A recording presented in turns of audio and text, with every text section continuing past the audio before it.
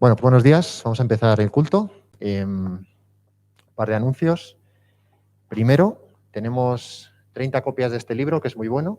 Un libro de Piper, Coronavirus y Cristo, que podéis coger, los tenéis a la entrada. Tenemos 30 ejemplares y, bueno, podéis coger uno por familia, ¿vale? Si queréis regalar, pues tendréis que regalar vuestra copia o pedirle a otro que os dé su copia. Pero no tenemos más que 30. Muy recomendable este libro.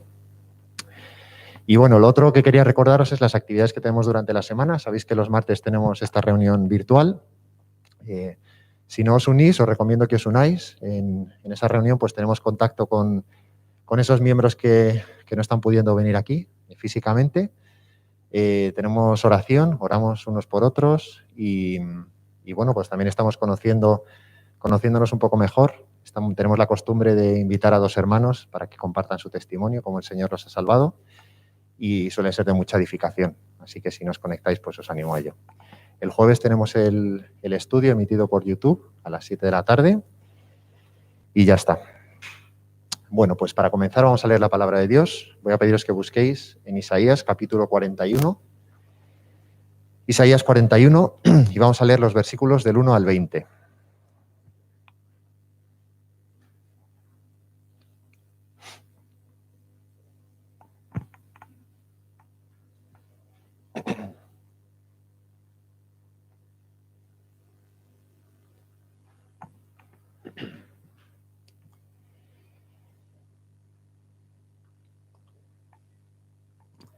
Pues así dice el Señor en este pasaje.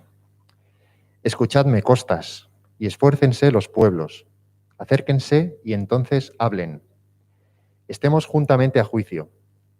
¿Quién despertó del oriente al justo? Lo llamó para que le siguiese, entregó delante de él naciones y le hizo enseñorear de reyes. Los entregó a su espada como polvo, como hojarasca que su arco arrebata. Los siguió, pasó en paz por camino por donde sus pies nunca habían entrado. ¿Quién hizo y realizó esto? ¿Quién llama a las generaciones desde el principio?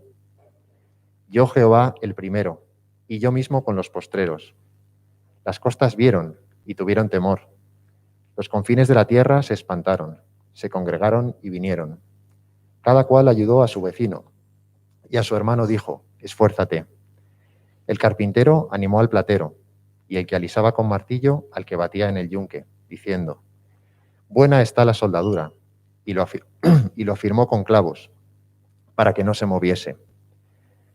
Pero tú, Israel, siervo mío eres, tú, Jacob, a quien yo escogí, descendencia de Abraham, mi amigo. Porque te tomé de los confines de la tierra, y de tierras lejanas te llamé, y te dije, mi siervo eres tú, te escogí y no te deseché. No temas, porque yo estoy contigo. No desmayes, porque yo soy tu Dios, que te esfuerzo. Siempre te ayudaré, siempre te sustentaré con la diestra de mi justicia. He aquí que todos los que se enojan contra ti serán avergonzados y confundidos. Serán como nada y perecerán los que contienden contigo. Buscarás a los que tienen contienda contigo y no los hallarás. Serán como nada y como cosa que no es aquellos que te hacen la guerra. Porque yo, Jehová, soy tu Dios, quien te sostiene de tu mano derecha y te dice, no temas, yo te ayudo. No temas, gusano de Jacob, oh vosotros los pocos de Israel. Yo soy tu socorro, dice Jehová. El Santo de Israel es tu Redentor. He aquí que yo te he puesto por trillo, trillo nuevo, lleno de dientes. Trillarás montes y los molerás, y collados reducirás a tamo. Los aventarás y los llevará el viento, y los esparcirá el torbellino. Pero tú te regocijarás en Jehová, te gloriarás en el Santo de Israel. Los afligidos y menesterosos buscan las aguas y no las hay. Seca está de sed su lengua. Yo, Jehová, los oiré. Yo, el Dios de Israel, no los desampararé. En las alturas abriré ríos y fuentes en medio de los valles. Abriré en el desierto estanques de aguas y manantiales de aguas en la tierra seca. Daré en el desierto cedros, acacias, arrayanes y olivos. Pondré en la soledad cipreses, pinos y bojes juntamente, para que vean y conozcan, y adviertan y entiendan todos, que la mano de Jehová hace esto, y que el Santo de Israel lo creó. Vamos a orar. Señor, gracias por un domingo más en el que podemos venir aquí a dedicar este tiempo a ti, a nuestro Dios, al único Dios, al creador de todas las cosas, al soberano que hace todas las cosas según le place, pero que las hace con sabiduría, que siempre hace el bien. Señor, te damos gracias por poder acercarnos a ti, no porque lo merezcamos, sino porque tú has tenido misericordia de nosotros. Gracias por la obra de salvación que tú preparaste desde la eternidad para que personas como nosotros, que no merecíamos el favor tuyo, pudiéramos ser perdonados de manera gratuita por el sacrificio de Cristo en la cruz. Gracias por tu Hijo que estuvo dispuesto a venir a la tierra, a humillarse, a hacerse hombre y a dar su vida y limpiarnos con su sangre. Señor, perdónanos porque a veces olvidamos esto, pensamos que tenemos derecho a tus bendiciones, que podemos presentarnos delante de ti con lo que somos, cuando en realidad lo que merecemos es tu castigo. Pero gracias porque tú eres un Dios bueno, un Dios generoso, un Dios que ha esparcido su gracia sobre nosotros y en tu Hijo nos has perdonado. Queremos, Señor, honrarte esta mañana con lo mejor de nosotros. Queremos que todo lo que hagamos aquí te sea agradable. Queremos que no desagradarte con nuestro pecado ni con nuestras distracciones, Señor, sino que queremos estar enfocados en ti, alabarte por tus maravillas, por tus grandes obras y escucharte atentamente, escucharte con respeto. Queremos escuchar tu voz, la voz de tu palabra, que siempre es verdad. Nuestro corazón es engañoso y nos guía por caminos erróneos, pero tu palabra es segura, es firme, es sabia y, Señor, queremos escucharla con atención y ponerla en práctica. Te pedimos que nos bendigas a los que estamos aquí, también a los que no pueden estar aquí. Bendice a todos nuestros hermanos que están en todas partes del mundo, adorándote, alabándote. Y, Señor, que tú hagas que este Evangelio llegue a más personas y que todos puedan conocer lo maravilloso que tú eres y la salvación que tú has preparado en Cristo. Te lo pedimos en nombre de Jesucristo. Amén. Bueno, pues un domingo más que no cantamos, tristemente. Supongo que lo echaréis de menos. Y bueno, pues aunque no cantemos, pues hemos adquirido esta costumbre de al menos leer un himno antes de escuchar la predicación.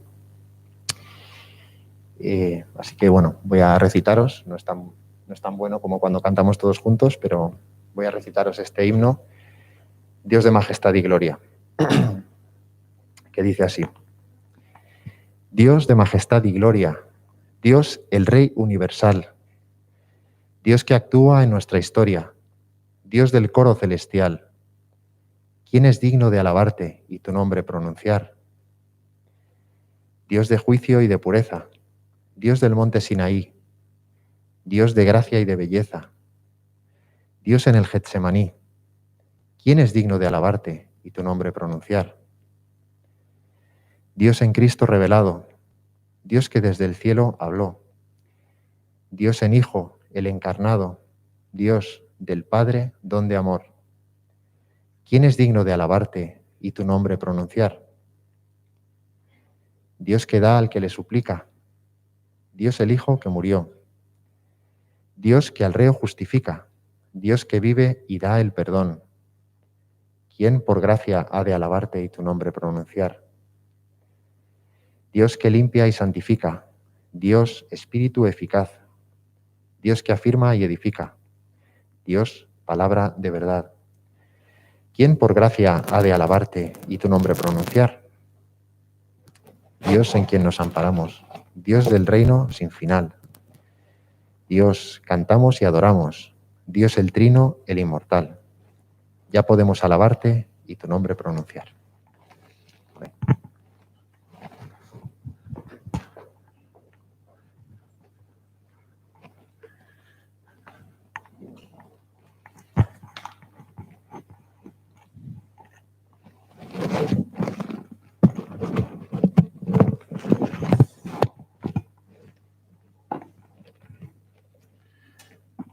Buenos días. Vamos a elevar al Señor una oración de confesión de pecado. No la podéis seguir en el boletín, pero va a ser proyectada en las pantallas. Conscientes de nuestra facilidad para pecar y la realidad de nuestras caídas, hoy nos presentamos ante ti, Padre Celestial, para confesarte nuestras múltiples caídas en pecados y ofensas que cometemos con reiteración. Reconocemos no haber andado en el camino de la perfección. Nos sabemos culpables de falta de integridad. Somos conscientes de haber puesto delante de nuestros ojos cosas profanas, viles, carnales, depravadas y rebosantes de mal. Hemos sido desleales a ti y hemos formado alianzas y amistades con quienes se burlan de tu verdad. En nuestro desatino hemos dado oído al que difamaba a nuestro prójimo y no hicimos nada por detener esa maldad. Nos hemos fijado en los impíos para imitarlos y para anhelar su aparente abundancia y su manera de actuar. Hemos sido altivos y soberbios cuando tendríamos que haber mostrado sencillez, recato y humildad. Hemos albergado en nuestras áreas de responsabilidad a los que defraudan, engañan y viven vidas de maldad. También hemos hablado mentiras o hemos comprometido la verdad. Porque nuestros corazones y nuestros miembros están todavía calientes por estas maldades y pecados, te urgimos a que nos perdones y nos protejas para no recaer ni tratar de justificar nuestra inmoralidad. Perdón.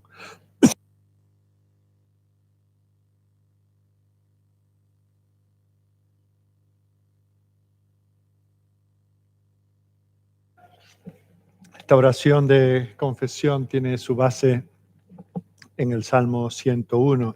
Y hoy quisiera recordar la promesa del Señor de perdón que nos ofrece en Lamentaciones capítulo 3, versículos 31 y 32, donde dice, porque el Señor no desecha para siempre, antes se aflige, también se compadece según la multitud de sus misericordias. Tengamos consuelo en el Señor si nos reconocemos autores de estos pecados y los traemos a Él de corazón, sepamos que Él está dispuesto a perdonarnos.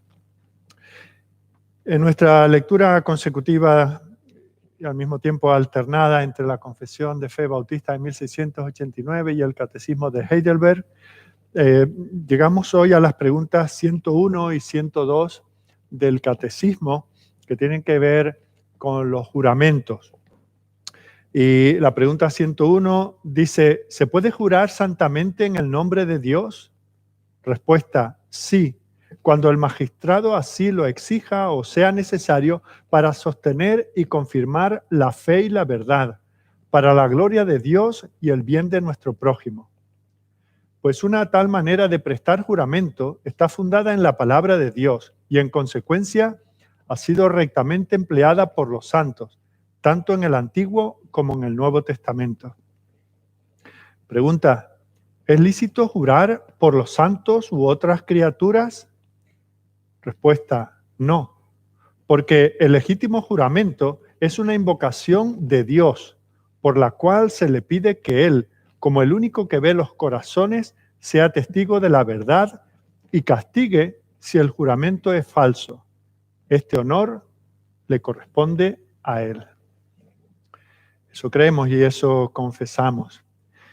Como decía nuestro hermano Alberto, no podemos cantar en estos días por prudencia, pero sí queremos honrar al Señor, siquiera considerando algunos de estos himnos. Quiero deciros que unos cuantos hermanos de la congregación llevamos tiempo en un proyecto de traducción de un himnario que contiene todos los salmos. Es un himnario con 375 himnos, porque muchos de los salmos tienen distintas versiones. Se puede cantar con distintas letras y melodías. Y algunos, los más largos, pues tienen, por ejemplo, el Salmo 119, pues, está dividido, de tal manera que se puede cantar creo que son 15 o 20 himnos diferentes. Y una de las cosas buenas que tiene este libro de himnos basados en los salmos es que la mayor parte de ellos están compuestos para cantarlos con melodías de himnos clásicos que conoce la Iglesia desde hace mucho tiempo.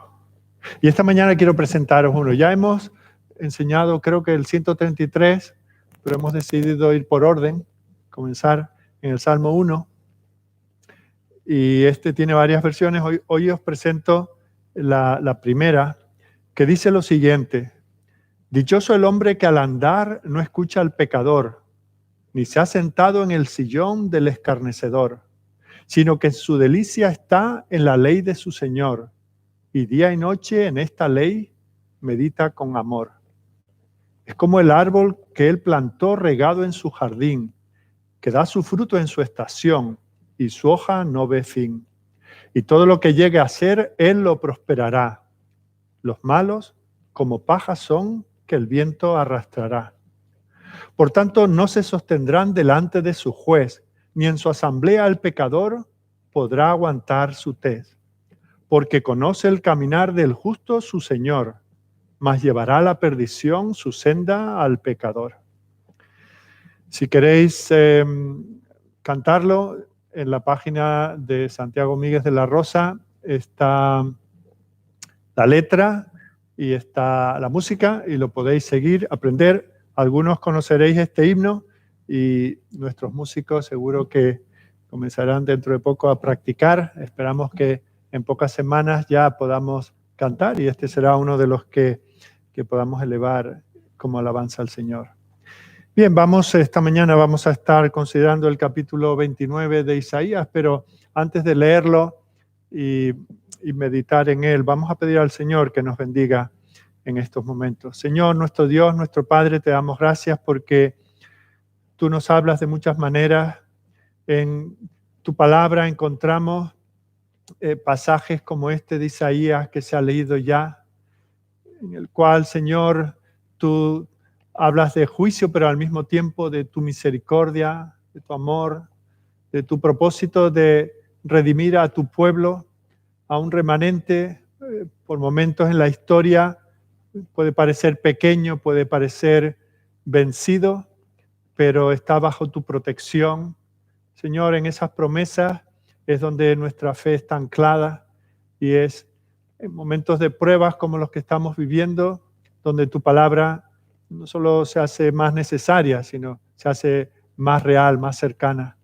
Te damos gracias, Señor, también por pasajes como este Salmo 1, en el cual tú contrastas al hombre que está firme en tu palabra, que está plantado en ese jardín donde tú lo has puesto para dar fruto para tu gloria, y lo contrastas con el hombre pecador que desoye tu palabra y que va según el viento le empuje de un lugar a otro hasta llegar a la condenación. Señor, queremos darte gracias como pueblo rescatado, como pueblo redimido, como pueblo perdonado, porque nosotros estamos fijos en ti, no con nuestra fuerza, sino con tu poder, con tu soberanía. Y en eso, Señor, descansamos, y por eso, Señor, nos atrevemos a luchar contra las huestes del enemigo que se levantan contra nosotros. Como iglesia, Señor, necesitamos ser fortalecidos como individuos también, y queremos también, Señor, en esta mañana reconocer estas cosas, confesar estos pecados que hemos confesado, recordar estas cosas que creemos en esos catecismos y confesiones de fe históricos por los cuales tu iglesia se ha mantenido dentro de los límites de tu palabra. Te damos gracias, Señor, por todas esas bendiciones, y gracias porque hoy de nuevo nos vas a permitir abrir tu palabra en este hermoso libro de Isaías. Te pedimos, Señor, que al hacerlo tú nos asistas en su lectura, en indagar, Señor, la enseñanza esencial que hay en este pasaje para nosotros. Hemos venido aquí, Señor, sin saber qué es lo que tú tienes preparado para nosotros, ya sea por vía de despertarnos de tal vez la modorra espiritual en la que podamos estar, de arrepentirnos de pecados que podamos estar cometiendo casi sin darnos cuenta. También, Señor, de promesas que tú tienes para nosotros, para las pruebas y dificultades que vendrán en los días venideros. Señor, queremos someternos a ti y queremos pedirte que nos hables. Y también ponemos en tus manos a tu pueblo, en todas las congregaciones de esta ciudad, de toda nuestra nación y del mundo entero, donde tu palabra sea predicada en este día. Las congregaciones están diezmadas, Señor, por causa de la enfermedad. Algunos, Señor, queriendo estar reunidos con sus hermanos, no pueden hacerlo por cuidar su salud. Te pedimos, Señor, que les acompañe, que donde estén, Señor, también tu palabra llegue a sus corazones. Si hay alguno que por negligencia prefiere, Señor, quedarse en casa y ni siquiera escuchar desde esa distancia tu palabra y saber que sus hermanos están aquí aún orando por ellos, te pedimos, Señor, que les reprendas y que les hagas ver su necesidad de estar a una misma voz, en un mismo espíritu, adorándote como tú demandas y esperas. Pedimos, Señor, que nos consueles a todos con tu palabra. Te lo pedimos por medio del Señor Jesucristo. Amén. Como he anunciado hace un momento, el pasaje que vamos a considerar hoy es el capítulo 29 del libro de Isaías. Y vamos a leerlo, yo voy a leerlo desde la Nueva Versión Internacional, que dice así: ¡Ay, Ariel, Ariel, ciudad donde acampó David! Añadid a un año otro año más, y que prosiga el ciclo de las fiestas. Pero Ariel la sitiaré, habrá llanto y lamento. Será para mí como un brasero del altar. Acamparé contra ti y te rodearé. Te cercaré con empalizadas y levantaré contra ti torres de asalto. Humillada, desde el suelo elevarás tu voz. Tu palabra apenas se levantará del polvo. Saldrá tu voz de la tierra como si fuera la de un fantasma. Tu palabra desde el polvo apenas será un susurro. Pero la multitud de tus enemigos quedará hecha polvo fino, y la multitud de despiadados será como la paja que se lleva el viento. De repente, en un instante, vendrá contra ti el Señor Todopoderoso. Vendrá con truenos, terremotos y gran estruendo. Vendrá con una violenta tormenta y con devoradoras llamas de fuego. La multitud de todas las naciones que batallan contra Ariel, todos los que luchan contra ella y contra su fortaleza, aquellos que la asedian, serán como un sueño, como una visión nocturna, como el hambriento que sueña que está comiendo, pero despierta y aún tiene hambre, como el sediento que sueña que está bebiendo, pero despierta y la sed le reseca la garganta. Así sucederá con la multitud de todas las naciones que luchan contra el monte Sión. Perded el juicio, quedaos pasmados. Perded la vista, quedaos ciegos. Embriagaos, pero no con vino. Tambaleaos, pero no por el licor. El Señor ha derramado sobre vosotros un espíritu de profundo sueño. A los profetas les cubrió los ojos, a los videntes les tapó la cara. Para vosotros, toda esta visión no es otra cosa que palabras en un rollo de pergamino sellado. Si le dan el rollo a alguien que sepa leer y le dicen, lee esto, por favor, este responderá, no puedo hacerlo, está sellado. Y si le dan el rollo a alguien que no sepa leer y le dicen, lee esto, por favor, este responderá, no sé leer. El Señor dice, este pueblo me alaba con la boca y me honra con los labios, pero su corazón está lejos de mí. Su adoración no es más que un mandato enseñado por hombres. Por eso, una vez más asombraré a este pueblo con prodigios maravillosos. Perecerá la sabiduría de sus sabios y se fumará la inteligencia de sus inteligentes. Hay de los que para esconder sus planes se ocultan del Señor en las profundidades. Cometen sus fechorías en la oscuridad y piensan, ¿quién nos ve? ¿Quién nos conoce? ¿Qué manera de falsear las cosas? ¿Acaso el alfarero es igual al barro? ¿Puede un objeto decir del que lo modeló, él me hizo así? Perdón, él no me hizo. ¿Puede una vasija decir de su alfarero, él no entiende nada? Muy pronto el Líbano se convertirá en campo fértil y el campo fértil se convertirá en bosque. En aquel día podrán los sordos oír la lectura del rollo y los ojos de los ciegos podrán ver desde la oscuridad y la penumbra. Los pobres volverán a alegrarse en el Señor. Los más necesitados se regocijarán en el Santo de Israel. Se desvanecerán los despiadados, desaparecerán los insolentes, y todos los que no duermen para hacer el mal serán exterminados. Los que con una palabra hacen culpable a una persona, los que en el tribunal ponen trampas al defensor y con engaños perjudican al indefenso. Por eso el Señor, el Redentor de Abraham, dice así a los descendientes de Jacob: Jacob ya no será avergonzado, ni palidecerá su rostro. Cuando él vea a sus hijos y la obra de mis manos en medio de él, todos ellos santificarán mi nombre, santificarán al Santo de Jacob y temerán al Dios de Israel. Los de espíritu extraviado recibirán entendimiento y los murmuradores aceptarán ser instruidos. Amén. Aquí termina la lectura de la palabra del Señor.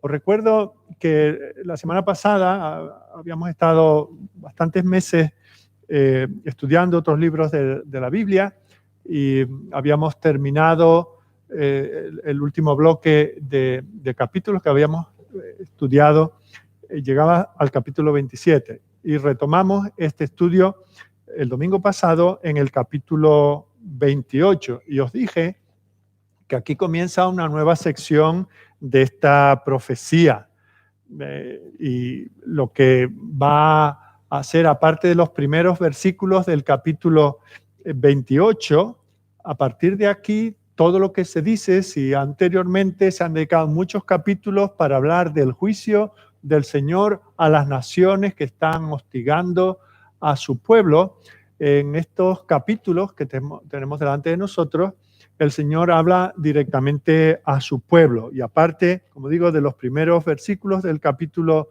28, que están dirigidos a Efraín, que es el reino del norte, el reino de Israel, el resto se dirigen al pueblo de Judá.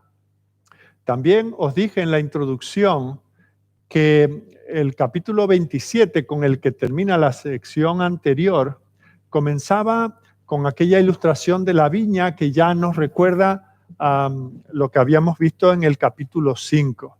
Y también en el capítulo 27 encontramos algo, y es que comienza, se hace también una referencia al capítulo 5, donde encontrábamos esos lamentos, esos ayes, esas llamadas de atención. ¿Qué mal te va a ir,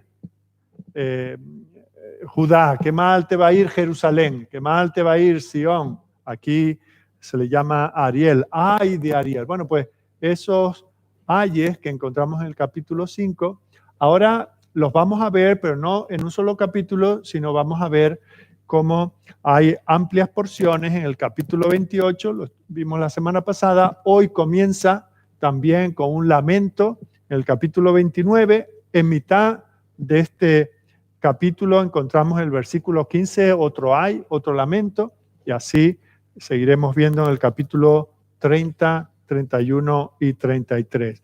Y la semana pasada estuvimos viendo este primero de los ayes.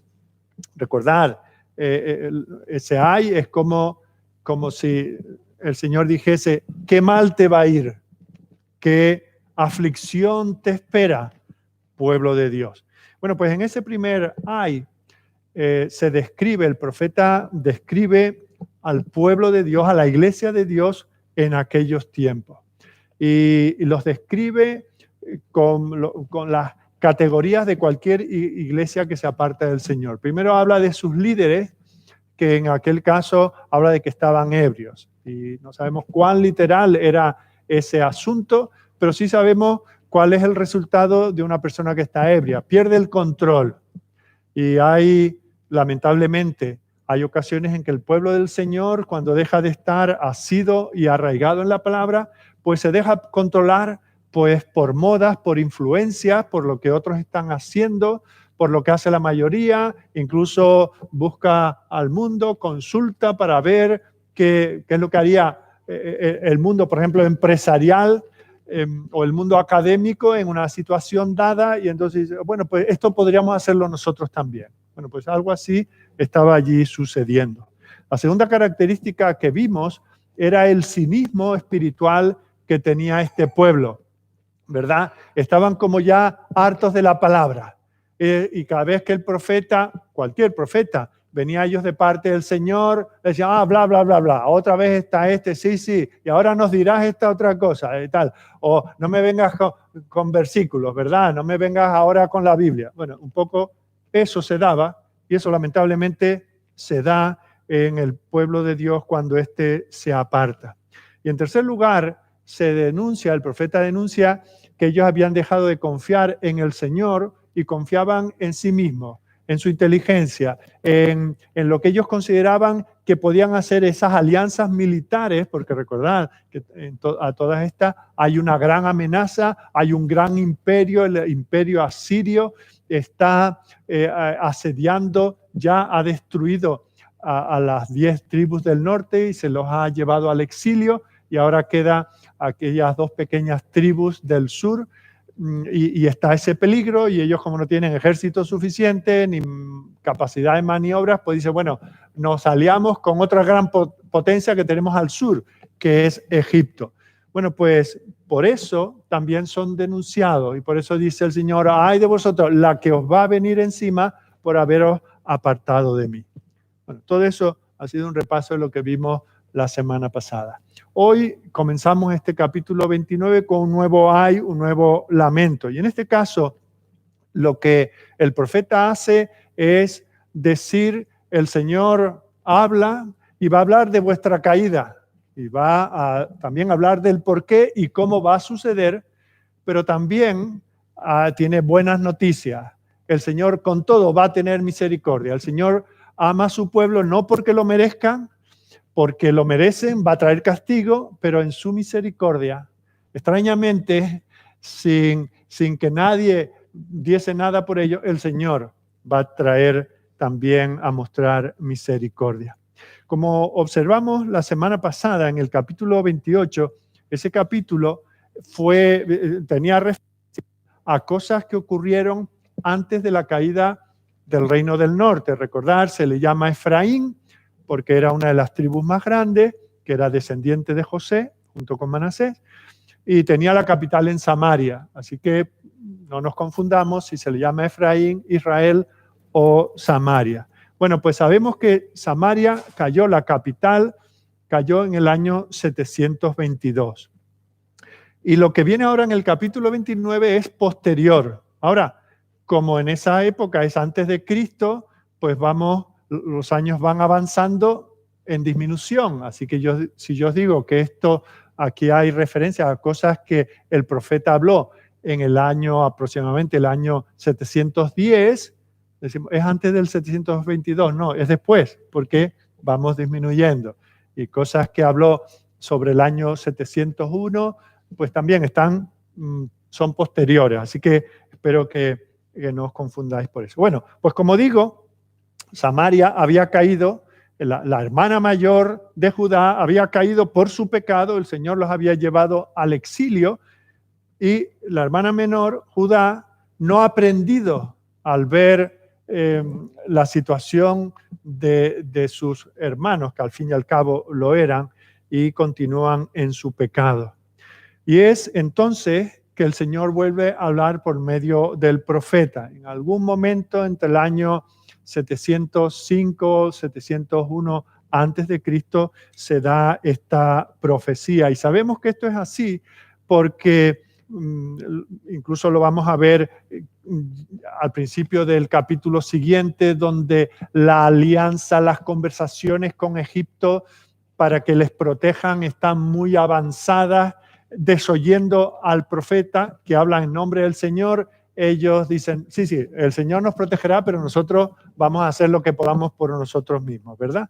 Entonces, Isaías tiene que hablar ahí. Recordemos que él le habla a Ezequías, el rey, el nuevo rey, y le dice, le trata de persuadir para que no vayan a Egipto, para que no busquen la ayuda. La ayuda solamente va a venir de parte del Señor. Y eso nosotros como iglesia tenemos que verlo igual. Nuestra ayuda, nuestra protección no va a venir de nadie. Nadie va a estar con nosotros, ninguna autoridad, ninguna organización, ninguna misión. No hay nadie que nos pueda auxiliar más que el Señor. Por lo tanto, cuando estamos en situación de tribulación, la que sea, cuando estamos desnortados, cuando hemos perdido el rumbo, tenemos que volver al Señor, no ir a ningún otro porque nadie más nos va a ayudar. Pero, como digo, a pesar del éxito de Isaías de persuadir a Ezequías 10 años antes para que evitara las alianzas con Egipto, cuando hubo aquella llamada la crisis de Asdod, vemos cómo el pueblo se ha vuelto a endurecer. Y eso es lo que le pasa muchas veces a la iglesia. Tenemos una crisis, nos pasa personalmente, ¿verdad? Nos apartamos del Señor y el Señor nos deja. Tenemos una crisis de algún tipo y entonces es cuando volvemos a mirar al Señor. Suele ocurrir después de intentarlo por otros medios, ya nos rendimos, vemos que no hay más solución y vamos al Señor. Y vemos que esto es lo que ha sucedido. Y ahora están los asirios intentando avanzar hacia Judá y por eso el profeta tiene que estar con ese peligro inminente diciendo, no vamos a Egipto, a esa no va a ser nuestra ayuda vendrá del Señor y si estamos en esta situación es porque nos hemos apartado de Él, así que todo comenzará por arrepentirnos, por pedir perdón al Señor y pedirle también su auxilio. Y es entonces cuando la fe de Ezequías está vacilando, está dudando, cuando el Señor de nuevo envía al profeta. Y sabemos que lo que hace el profeta es el deber de todo profeta y es el deber de la iglesia. Estamos llamados para anunciar dos cosas. Por un lado, el duro juicio de Dios. No podemos poner paliativos y decir, bueno, Dios al final siempre es súper generoso, Dios es todo amor y vale que le molesta que hagamos las cosas bien, pero al final una amnistía general y tal. Entonces, nada, quitamos los filos, dejamos de hablar del castigo, del infierno, de los castigos, de los diluvios, del fuego que ha traído en otras ocasiones. De eso dejamos de hablar y esperamos que por no sabemos qué razón las cosas cambien. Pero no es así. Y un profeta fiel y una iglesia que es fiel en su labor profética tiene que anunciar el juicio que viene para aquellos que no se arrepientan. Pero también, si solo predicamos juicio, no estamos predicando el evangelio. También tenemos que anunciar la gracia, tenemos que anunciar el perdón, tenemos que anunciar que el Señor ofrece reconciliación, que el Señor está dispuesto a tener una relación con nosotros tranquila, paciente, si nosotros andamos en sus caminos. Eso es lo que nosotros tenemos que hacer. Cuando predicamos a alguien, tenemos que hacer esas dos cosas, denunciar el pecado que hay en el corazón de las personas y al mismo tiempo ofrecer gracia. Si ofrecemos gracia sin un reconocimiento de pecado, no estamos predicando el evangelio. Y si solamente ofrecemos juicio sin gracia, pues tampoco lo estamos haciendo. Así que de esta manera comienza el capítulo. Comienza con ese ay, con ese desagrado del Señor, la que te va a caer, te va a ir muy mal. Eres infiel, Jerusalén. Aquí a Jerusalén es interesante cómo se le llama Ariel. Si ya es complicado mantener los nombres de todo esto, ahora de nuevo se le llama Ariel. Se le llama también Sión a Jerusalén. Y es interesante cómo comienza aquí, porque entendemos que Isaías va a ser un juego de palabras que habría que ser hebreo para entenderlo del todo bien. Mirad que comienza diciendo, ay de Ariel, ciudad donde habitó David. Bueno, Ariel puede significar o significa fuego, el fuego del hogar. El hogar, la chimenea, claro, nosotros casi ninguno tenemos una casa con chimenea, pero hogar, esa palabra viene de hogar, hoguera, del fuego. Y la idea, para hacernos nosotros, ponernos en situación, pensemos no un día de calor como hoy, sino un día de invierno, cuando llegamos a casa, un frío, una ventisca, nieve, lluvia, lo que haya, llegamos al hogar y hay unos leños allí en el hogar y allí nos sentimos cómodos. Allí estamos todos unos junto a otros, haciendo hogar, hablando de nuestras cosas, ¿verdad? Bueno, pues eso es lo que el Señor quiere, ¿no? Eso es lo que Dios siempre ha querido con el hombre. El reino de Dios, ¿verdad? Es el pueblo de Dios en el lugar de Dios, bajo el gobierno de Dios. Y ese Ariel, ese hogar, de repente va a cambiar. Porque haciendo un juego de palabras, él habla en el versículo 2, dice, mas yo pondré a Ariel en apretura y será desconsolada y triste, y será a mí como Ariel. Bueno, ya, la traducción de esto es complicada, pero fijaos que este segundo Ariel se refiere también a un fuego, pero es el fuego del altar. Cuando pensamos en el altar, es un lugar donde hay brasas también ardiendo, pero allá hay muerte, allá hay sangre. Pensamos en el tabernáculo, pensamos en el templo, y esa era la figura. Y fijaos lo que dice el Señor, este lugar que yo escogí para mí, y que lo llamo Ariel porque es como mi hogar con vosotros.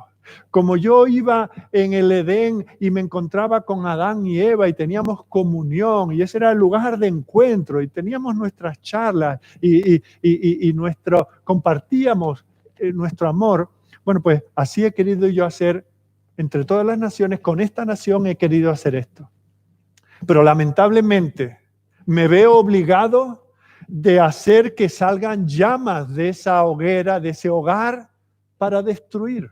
Esa es la situación que ha traído el pecado del pueblo del Señor. Lamentable, ¿verdad? Fijaos, eso es lo que dice el Señor también a través de otros profetas. Por ejemplo, Amós capítulo 6, versículo 1. Habla de aquellos que están cómodos en Sión, allí en la mecedora, delante del fuego, como si no pasara nada. Se han apartado del Señor, están recibiendo bendiciones del Señor, pero no están adorándole ni tienen gratitud hacia Él. Están muy cómodos pensando que ellos mismos se han traído el bienestar que tienen. Y dice el Señor en Amós 6:1, ay de los reposados en Sión y de los confiados en el monte de Samaria. Se contrastan las dos capitales, Sión y Samaria. Dice, los notables y principales entre las naciones, a los cuales acude la casa de Israel. Fijaos cómo de nuevo el Señor habla de esta situación. Esta ciudad, Jerusalén, Sión, Ariel, el orgullo de David ahora va a ser sitiada. Versículo 3. ¿Por qué se va a convertir esto en un horno de fuego que mata? Dice, porque acamparé contra ti alrededor y te sitiaré con campamentos y levantaré contra ti baluartes. Esa es la situación. Fijaos, y esa es la situación de la iglesia cada vez que se aparta del Señor. Nos vamos apartando poco a poco, lo tenemos ahí como un vecino, bueno, cada vez nos vamos saludando menos, cada vez vamos teniendo menos relación. Y el lugar donde habíamos vivido ese hogar espiritual, ahora el Señor tiene que sacudirlo y tiene que llamarnos la atención para que podamos volver a Él. Y a continuación vemos en el versículo 4 los detalles que se da del destino de esta Jerusalén, esta ciudad de la paz. Dice, entonces serás humillada, hablarás desde la tierra, y tu habla saldrá del polvo, y será tu voz de la tierra como la de un fantasma, y tu habla susurrará desde el polvo. El juicio del Señor viene, y a menos que el Señor intervenga, no hay nadie que nos libre. Cuando el Señor pone su mano para bendecir, no hay nadie que nos robe la bendición. Pero cuando el Señor pone su mano pesada del juicio, no hay nadie más que Él que pueda evitarnos de esa situación. Y es entonces como llegamos a los versículos 5 al 8, en los cuales el Señor, fijaos, el Señor dice, pero mi intención no es arrasaros y destruiros, es que os amo, os llevo en mi corazón, sois la niña de mis ojos, os amo con un amor eterno, y si os castigo es un castigo disciplinario. Yo no me deleito en esto, yo lo que quiero es teneros a vosotros. Mirad lo que dice en el versículo 5. Y la muchedumbre, porque dice, estará humillada, estarás como seca. Versículo 5. Y la muchedumbre de tus enemigos será como polvo menudo. O sea, los asirios que estaban a las puertas de la ciudad para venir a destruirla, no vendrán y arrasarán totalmente. La muchedumbre de tus enemigos serán como polvo menudo y la multitud de los fuertes como tamo que pasa. Y será repentinamente en un momento. Por Jehová de los ejércitos serás visitada con truenos, con terremotos y con gran ruido, con torbellino y tempestad y llama de fuego consumidor. Mira aquí otra vez de nuevo el fuego está presente. Y se será como sueño de visión nocturna la multitud de todas las naciones que pelean contra Ariel y todos los que pelean contra ella y su fortaleza y que la ponen en apretura. Y le sucederá como el que tiene hambre y sueña y le parece que come, pero cuando despierta su estómago está vacío. O como el que tiene sed y sueña y le parece que bebe, pero cuando despierta se halla cansado y sediento. Así será la multitud de todas las naciones que pelearán contra el monte de Sión. Fijaos, no hacemos nosotros eso con nuestros hijos cuando están por la tarde ya cansados y empiezan a molestarse uno a otro, ¿verdad? Y decimos, fulanito, deja a tu hermano.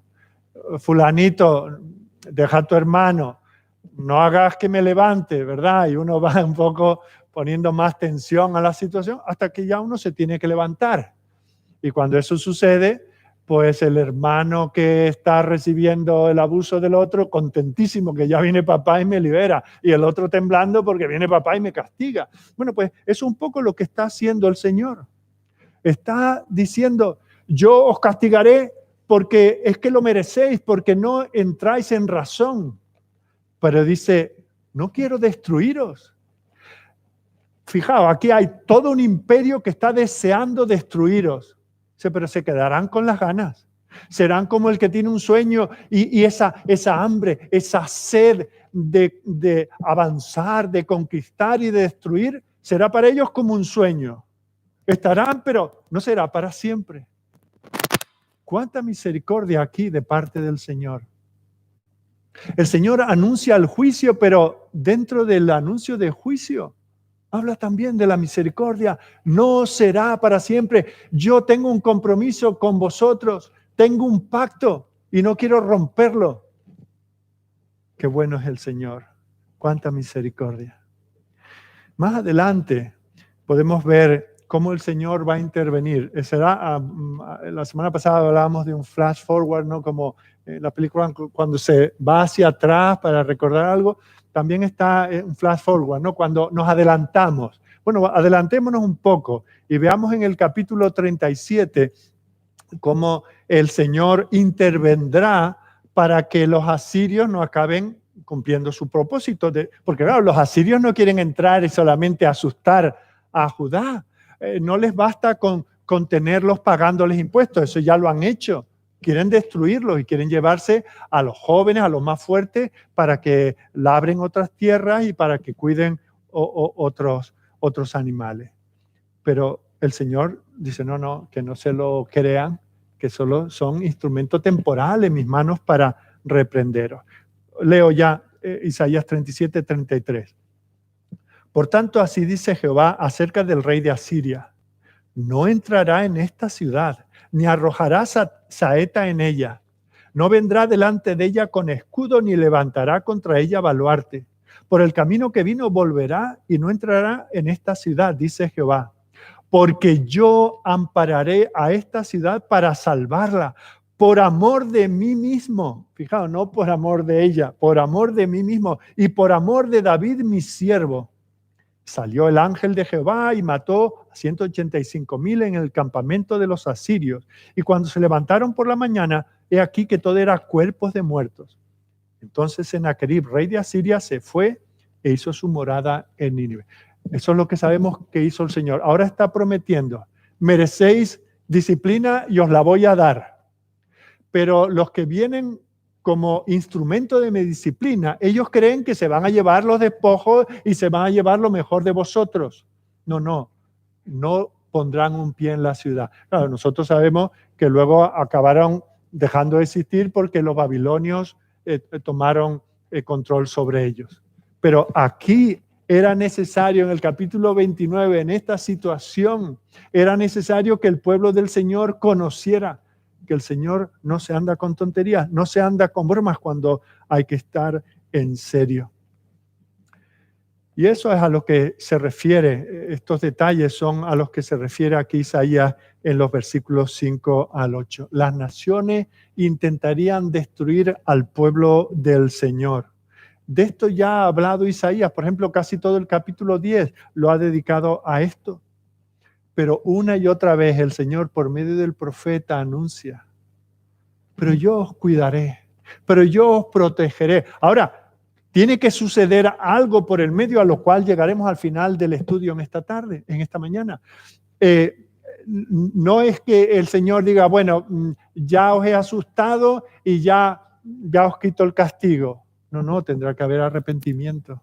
La gracia del Señor tiene que manifestarse en ese pueblo que una vez es reprendido, vuelve a los caminos del Señor. Eso es condición sine qua non para que nosotros estemos en comunión con el Señor. Ahora, lo que vemos aquí es interesante porque en cuántas ocasiones a lo largo de la historia los enemigos de Dios, los enemigos de su pueblo se han frotado ya las manos y han empezado ya a descorchar el champán creyendo que su pueblo estaba destruido. Bueno, pues fijaos que no. Fijaos como aquí, cuando ya estaban a punto de tirar los muros abajo y de destruir las puertas de la ciudad, el Señor se los llevaría huyendo, haría gran mortandad y tendrían que volver a su casa y establecerse donde ellos estaban. Esa es la confianza que tenemos en el Señor. El Señor ama más a su pueblo que nosotros, que somos su pueblo, amamos a ese pueblo. Y eso es lo que Lutero trató de recoger en ese himno por todos conocido, Castillo fuerte es nuestro Dios, ¿no? Y una de las estrofas dice, y si demonios mil están prontos a devorarnos, no temeremos, porque Dios sabrá cómo ampararnos. Que muestre su vigor Satán y su furor. Dañarnos no podrá, pues condenado es ya por la palabra santa. Ese es nuestro consuelo. Y por eso no decimos, bueno, como el Señor mantendrá su iglesia, nosotros podemos hacer lo que queramos. No, el Señor mantendrá a su iglesia firme, sólida, protegida, pero traerá castigo. Algunos de estos fueron llevados al exilio, porque ellos, de esta los libró el Señor, pero llegó un tiempo, unos 100 años después, y acabaron, ahora fueron los babilonios los que finalmente ejecutaron el castigo del Señor. Por eso tengamos cuidado con dar por sentado que el Señor al final es tan bueno y nos perdonará. No, nosotros tenemos que arrepentirnos. Y en este caso el pueblo de Dios no se arrepintió ante este mensaje de Isaías, no lo recibieron con fe. Estaban como borrachos, de nuevo se vuelve a ilustrar de esta manera en el versículo 9. Estaban tan ciegos que dice, deteneos y maravillaos, ofuscaos y cegaos, embriagaos y no de vino, tambalead y no de sidra. Están de un lado para otro. No están centrándose en el Señor, no están sobrios como para oír el mensaje del Señor. Y por eso el Señor ahora va a venir hablando de la situación. Creo que me he quedado sin baterías.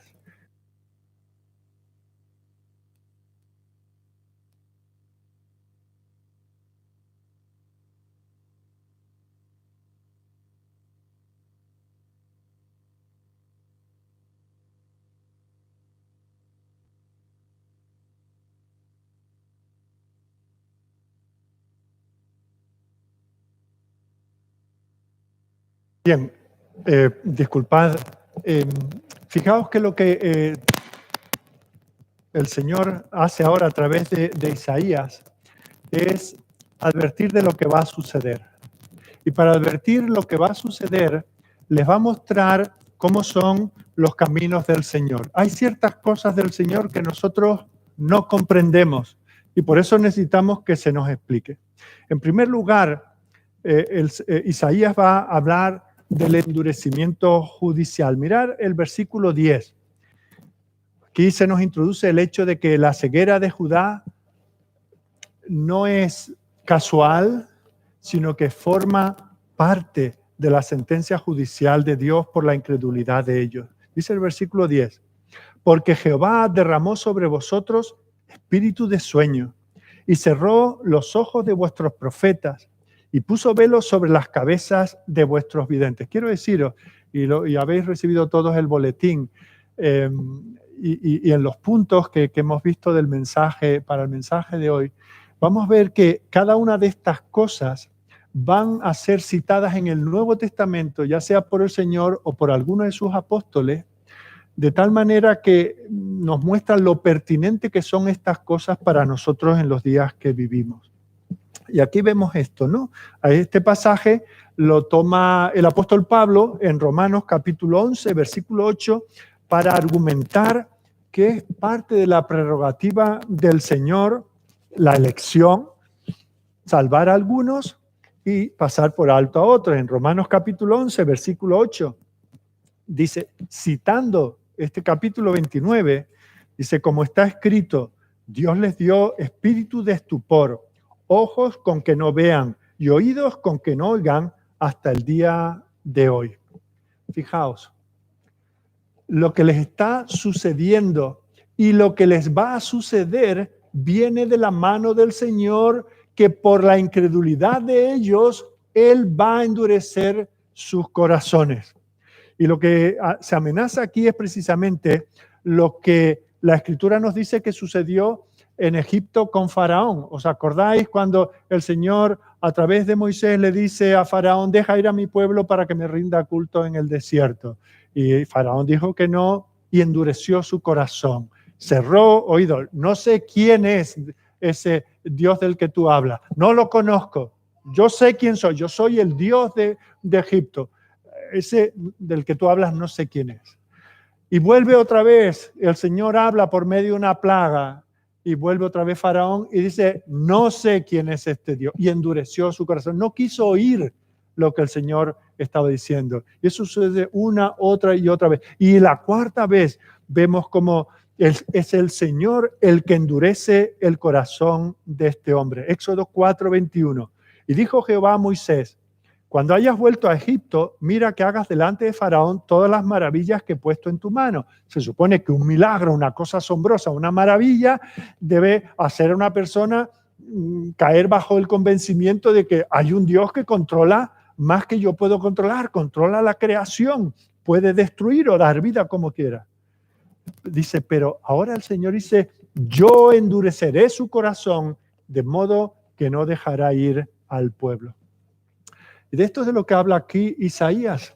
De la misma manera que le pertenece al Señor dar ojos para ver y oídos para oír, iluminar la mente y dar entendimiento y juicio a los hombres, Él también priva de luz a aquel que quiere. Cuando ve la maldad del corazón del hombre, cuando ve que el hombre tapa sus oídos a su palabra, cuando ve que el hombre cierra sus ojos a las realidades de que Dios está por encima de todas las cosas, ante esa situación, el Señor aún entenebrece más las tinieblas.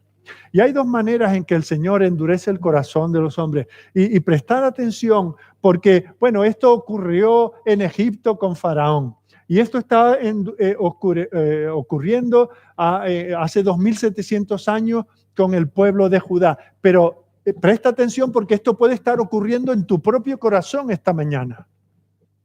Si tú estás escuchando la palabra del Señor constantemente, si eres un privilegiado de tener una Biblia en tus manos, de tener tal vez familiares que te predican el Evangelio, de asistir a una congregación donde se predica la palabra, y tú con todo eso que oyes, con todo eso que ves, endureces tu corazón, ¿qué es lo que hace el Señor?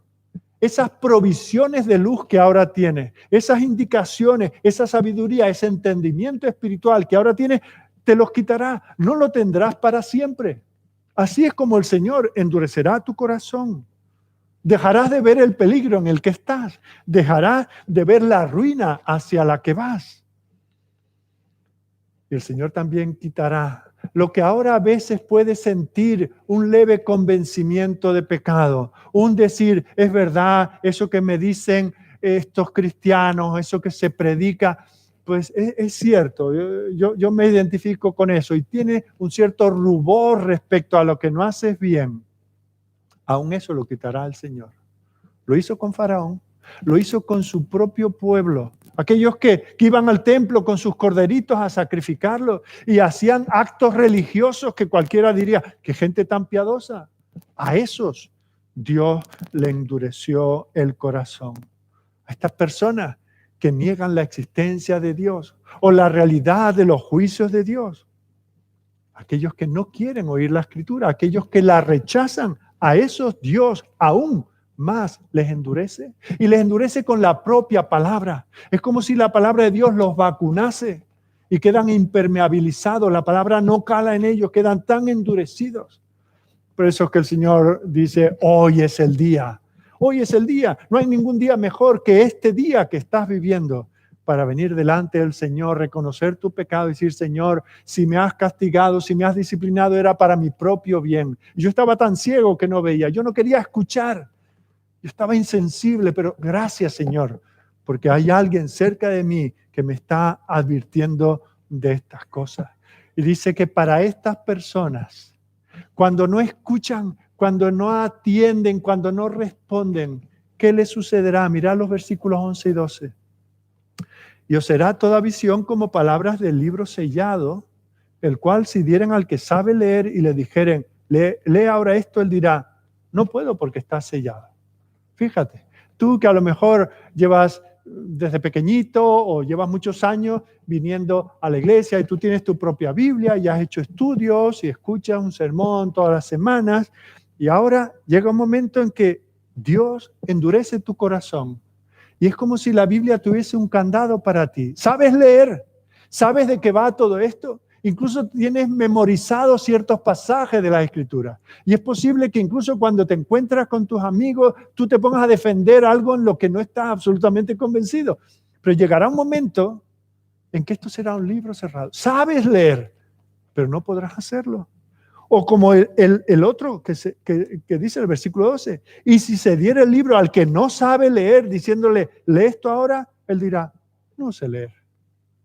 ¿Verdad? Estas personas que no han tenido esos privilegios de año tras año estar en un contexto donde se predica la palabra, donde se vive la palabra, en el hogar, en la iglesia, en la familia más amplia. Y llegará un momento en que el Señor cierre tu corazón, endurezca tu corazón. Y lo que sucede con individuos sucede con la iglesia.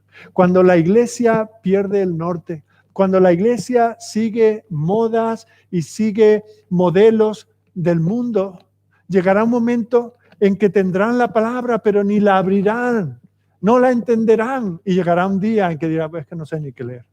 Prefiero leer lo que dice este consejero, lo que dice este filósofo o lo que dice este director de marketing de esta gran empresa. Que no llegue eso a nosotros. Que el Señor no permita, ni en esta generación, ni en las venideras, que esta iglesia se vea endurecida por el Señor como juicio sobre nosotros. En segundo lugar, vemos como llegando al versículo 13, nos encontramos con que este pueblo es denunciado y va a sufrir ese castigo, no definitivo, pero sí fuerte y temporal, y para algunos de ellos sería para siempre. Bueno, pues lo que encontramos en el versículo 13 tiene su eco. Ya os he dicho que cada una de estas cosas van a estar reflejadas en el Nuevo Testamento. Y el Señor Jesús va a hablar de esto, de esta gente que tenía todos los actos religiosos, todos los hábitos, todo lo que había que hacer, ellos lo hacían, pero sin corazón en ellos. Mateo 15, 8 y 9, el Señor denuncia, este pueblo de labios me honra, O sea, tú los oyes hablar, ese versículo es de Isaías, eso es un salmo, eso es de Moisés. De labios me honra, mas su corazón está lejos de mí, pues en vano me honra, enseñando como doctrinas mandamientos de hombres. Y también en Marcos se recoge esta cita de Isaías 29:13. Dice, respondiendo él les dijo, hipócritas, bien profetizó de vosotros Isaías, como está escrito, este pueblo de labios me honra, mas su corazón está lejos de mí. Pues en vano me honran, enseñando como doctrinas mandamientos de hombres. ¿Qué denuncia aquí el Señor de estos fariseos? Recordad, los fariseos eran los más religiosos en su momento. Tenían un problema. Eran hipócritas, sus corazones estaban lejos de Dios y habían puesto sus tradiciones a la altura, incluso por encima de la palabra. Parece que está describiendo a la iglesia liberal de nuestros días, ¿verdad? Tienen la apariencia, un evangelio sin Cristo, sin una vida espiritual. Sus corazones están lejos de Dios y han puesto la filosofía, las interpretaciones humanas, la falsamente llamada ciencia, la han puesto por encima de la palabra. Resulta que la palabra se ve sujeta al juicio de cualquier otra cosa. Bueno, pues lo que le pasaba a los fariseos es lo que le pasaba a Judá 700 años antes de Cristo y es lo que lamentablemente le pasa a buena parte de la iglesia. Todo eso está aquí en este versículo 13. Dice pues el Señor, ¿por qué esto está sucediendo?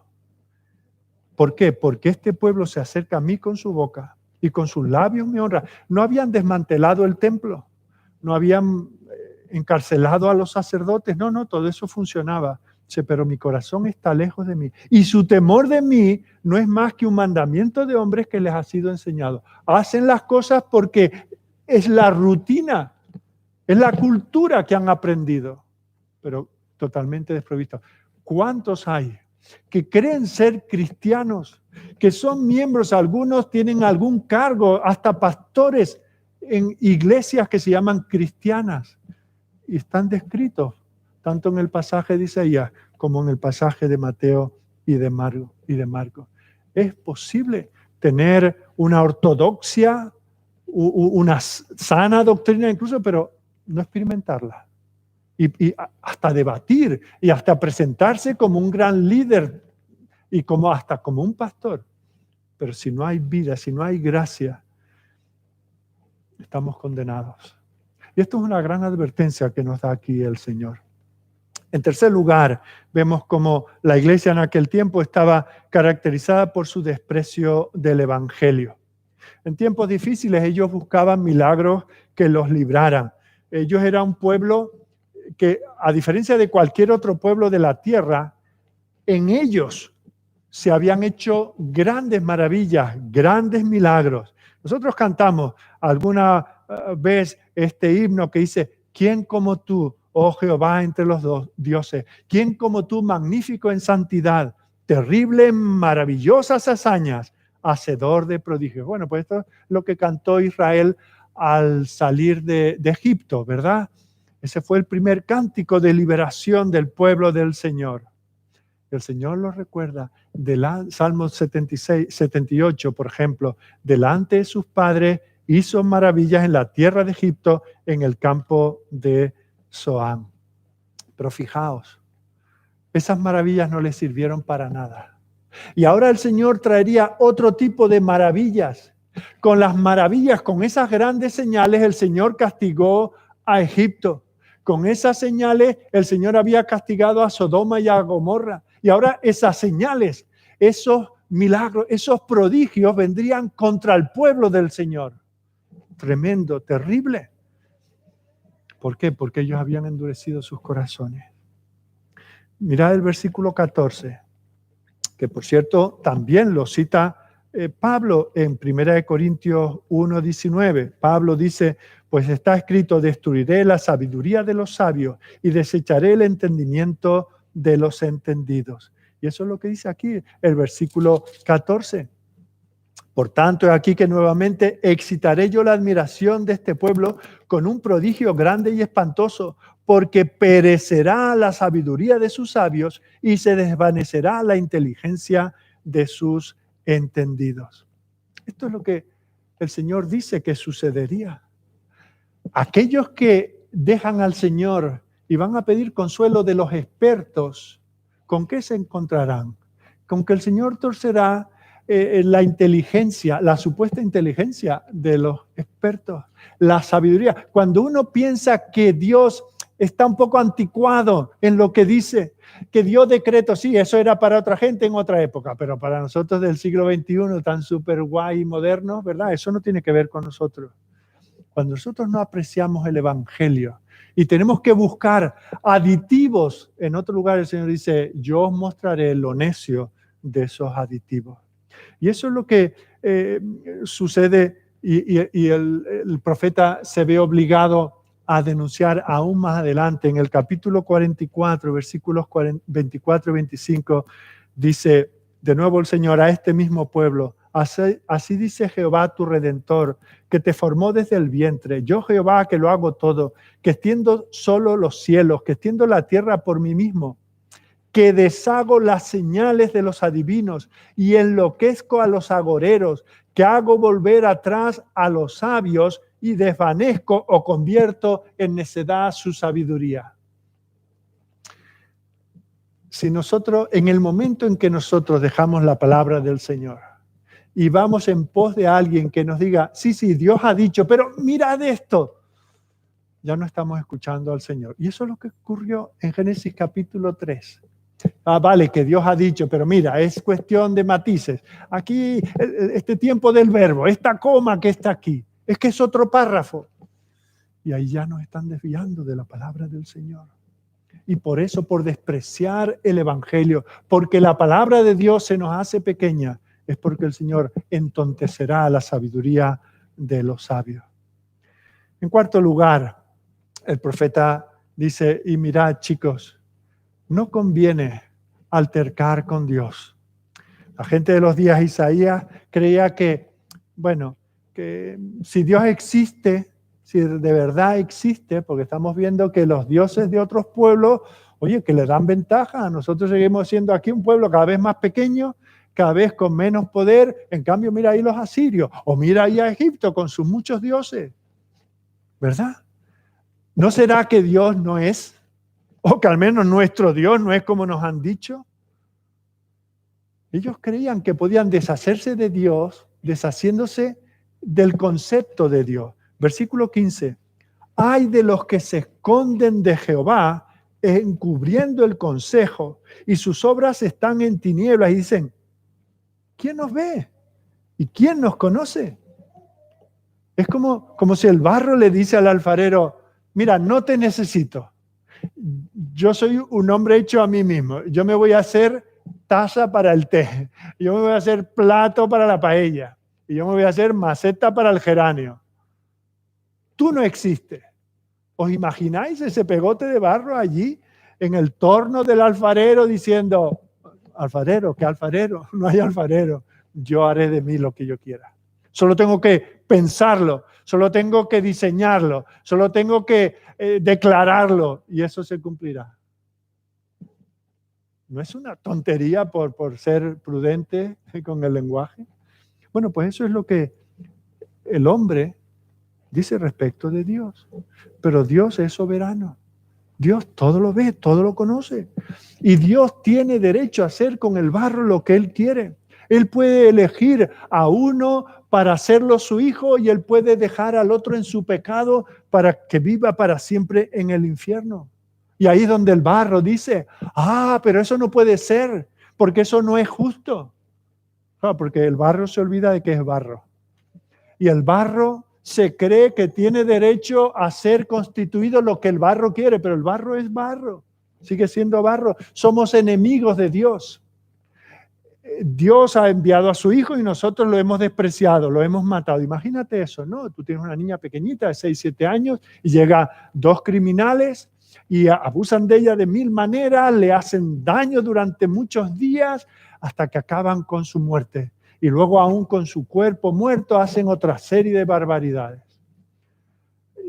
¿Estás tú obligado a tener misericordia de esos dos hombres? ¿De alguno de ellos?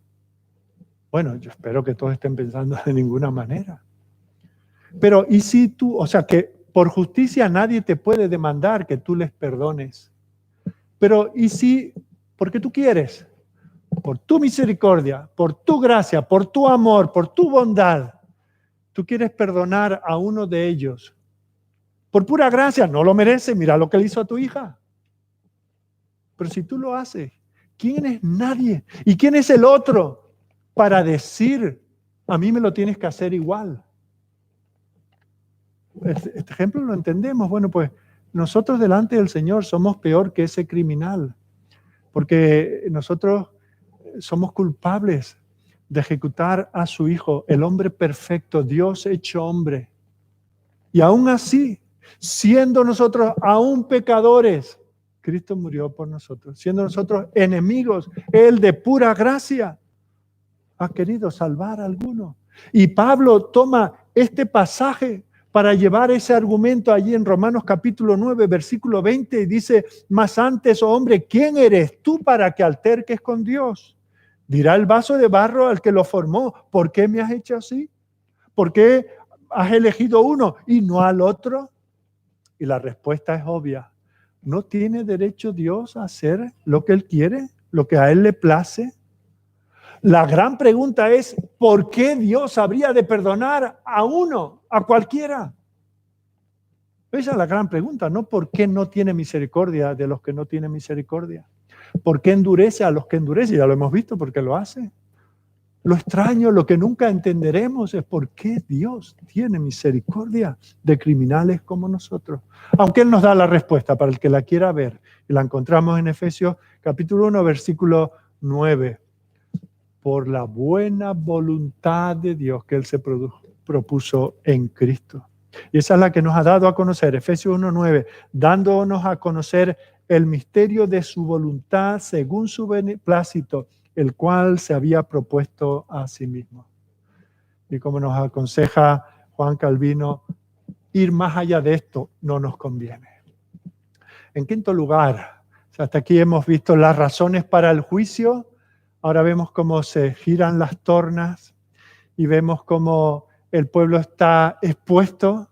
El Señor ha mostrado por qué viene el juicio sobre ellos, pero el Señor es un Dios de misericordia.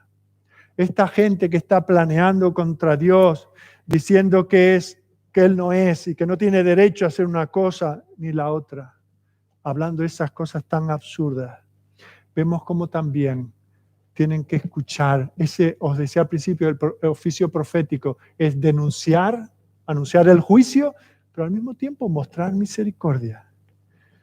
Y eso es lo que encontramos en el versículo 7. Y será, él habla como de esta tierra que ahora es como un erial, un desierto, pero llegaría a ser campo fructífero. Que estas injusticias del presente serían corregidas. Versículo 7. Y será como sueño de visión nocturna la multitud de todas las naciones que pelean contra Ariel. Recordad, Jerusalén. Y todos los que pelean contra ella y su fortaleza y los que lo ponen en apretura. Qué bueno que cuando el Señor aprieta para disciplinar, dice, pero soltaré, tendré gracia. Los que vienen sobre vosotros piensan que tienen la batalla ganada, pero será solo un suspiro para ellos. Pero para que se haga eso, Dios tiene que intervenir en justicia. Y eso nos lleva al versículo 18 al 21. Recordad, el Señor ha endurecido el corazón de su pueblo.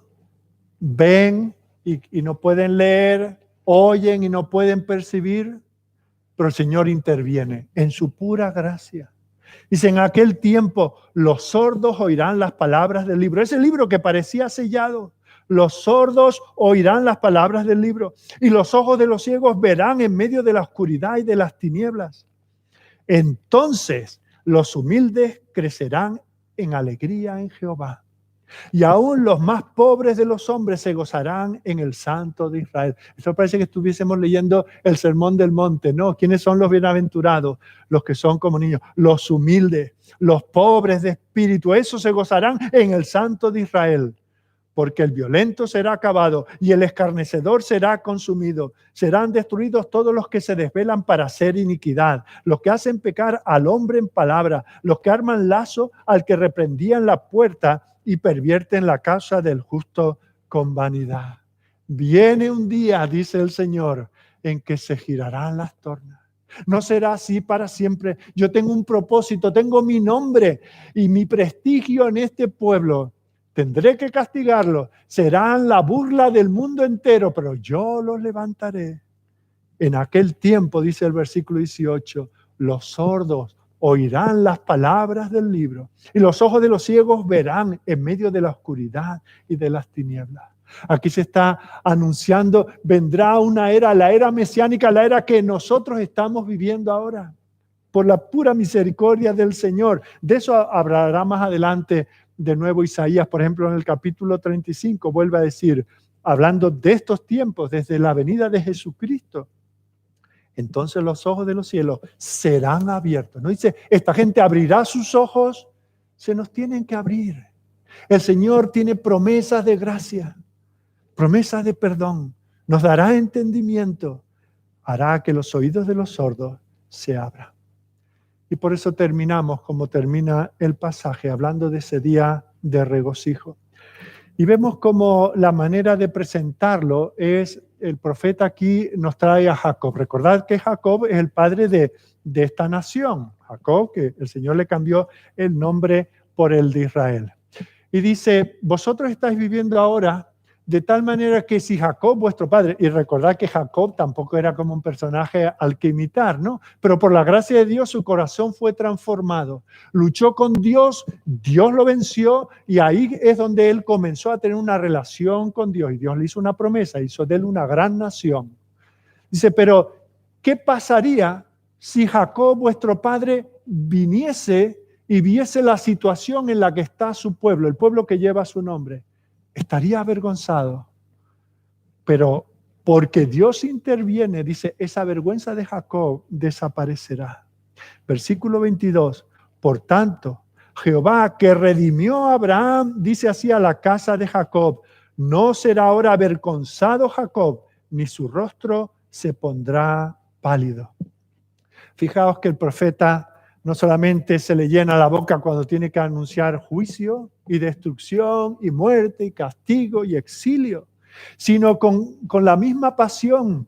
Él habla estas palabras con el propósito de atravesar los corazones de este pueblo. Los ha herido hasta la médula, pero ahora que se sienten heridos, aquellos que vean la mano dura del Señor sobre ellos y se arrepientan, el Señor dice, como tuvo misericordia del patriarca, aquel engañador, aquel que se tuvo que exiliar, aquel que era un tramposo, aquel que donde quiera que iba tenía problemas, es el que Dios quiso tomar para hacer de él una gran nación. Lo habéis deshonrado viviendo como vivís, pero el Señor hará que un día Jacob no se tenga que avergonzar. Queridos, nosotros tenemos detrás de nosotros, como iglesia, como pueblo de Dios, tenemos una gran herencia. Esos héroes de la fe, de los cuales se nos habla en la Escritura, especialmente en el capítulo 11 y 12 de Hebreos. Esa gran multitud que han ido delante de nosotros, esos que han corrido la batalla, puestos los ojos en Jesús. ¿Cómo estamos nosotros viviendo? Si viniese ahora Abraham a un culto, a ver nuestra iglesia, si viniese Judá, si viniese Moisés, si viniese el apóstol Pablo, si viniese Lutero, si viniese Lloyd Jones, tendría que llorar y avergonzarse por la situación de esta congregación. ¿O estaría dando gracias al Señor, diciendo, aquí se ve la obra de gracia del Señor? Esto es un pueblo vivo, esto no es un pueblo que adora al Señor solo de labios, sino que su corazón está entregado a Él. Así que terminamos. El profeta nos presenta aquí una iglesia totalmente corrompida, pero no termina con una nota grave, baja, sino con una nota de esperanza. las cosas van a cambiar. El Señor va a hacer amanecer una nueva era. Va a venir el verdadero Hijo de Dios, va a venir el Mesías, va a venir el Salvador, que no solamente hará posible un cambio en esto, sino que realizará ese cambio. Traerá justicia, impartirá esa justicia, ofrece esa justicia. Y lo que tenemos que preguntarnos es si estamos viviendo delante del Señor en esa justicia. Mirad, y terminamos ahora sí, creo que hoy he dicho 3 veces que terminamos. Capítulo 29, versículo 22. Por tanto, Jehová, que redimió a Abraham, dice así a la casa de Jacob: no será ahora avergonzado Jacob, ni su rostro se pondrá pálido, porque verá a sus hijos, obra de mis manos en medio de ellos, que santificarán mi nombre y santificarán al Santo de Jacob y temerán al Dios de Israel. Y los extraviados de espíritu aprenderán inteligencia y los murmuradores aprenderán doctrina. ¿Qué pasa?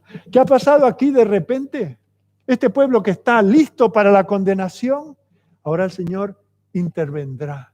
Y en lugar de blasfemar cuando usan el nombre del Señor, santificarán su nombre, santificarán al Dios que dicen adorar, temerán al Dios de Israel. Estos que eran extraviados del espíritu aprenderán inteligencia.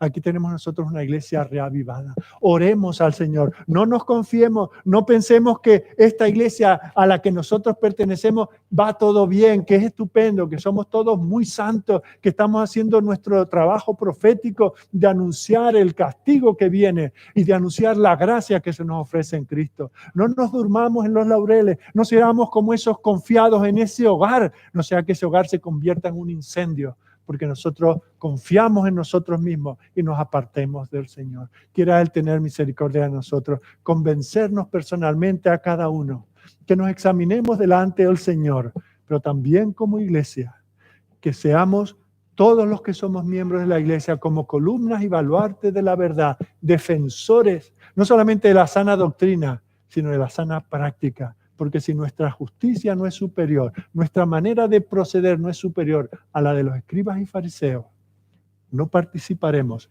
en las bendiciones del reino. Vamos a orar. Señor, nuestro Dios, nuestro Padre, de nuevo nos hemos enfrentado a un pasaje tan duro. Porque, Señor, ¿quién quiere oír hablar de juicio? Solo queremos, Señor, oír cosas que no nos alteren, que no nos preocupen, que traigan paz a nuestros corazones. Pero ¿cómo podemos, Señor, anunciar paz si estamos en enemistad contigo?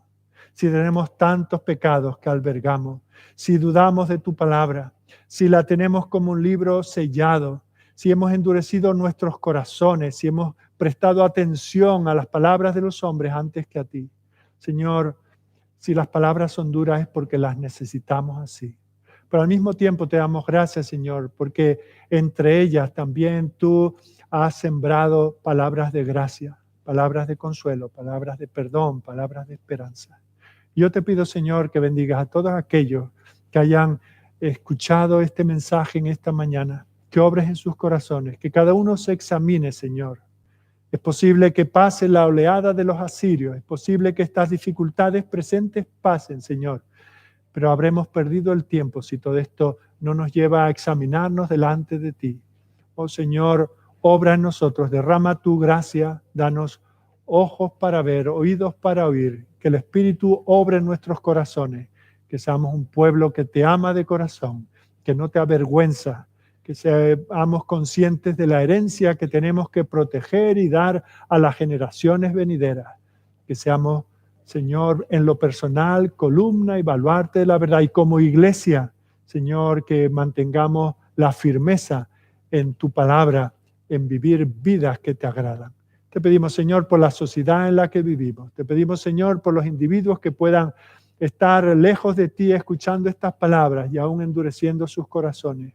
Danos celo por ellos. Que oremos, que intercedamos, que les hablemos, que razonemos con ellos, Señor, esperando que seas tú el que tenga misericordia. Todo esto, Señor, que no merecemos en absoluto, te lo suplicamos a través de nuestro Señor Jesucristo. Amén. No podremos cantar para despedirnos, pero sí quisiéramos concluir con el pasaje que encontramos en 2 de Timoteo, capítulo 4, el versículo 18.